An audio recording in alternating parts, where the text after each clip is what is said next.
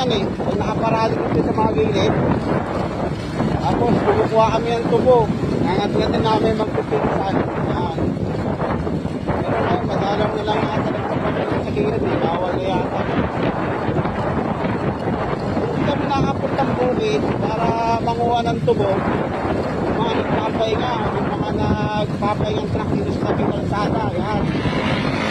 Dati yan noon. Tapos diyan kami uminila ng tubo. Yan. Ganyan yun, no? Ganyan kalaking truck. Saka nakaparada lang yung diesel. Pero ngayon marami. Bawal na. Dahil lumawak na yung kalsada dito sa amin. At malawak na. Pero pa naman yung tubo niyan, kami. Ilang taon na tinakain ng tubo eh. Kasi siyempre, malalaki na kami, lumalaki kami. Kaya na din kukuha ng tubo sa ganyan ha.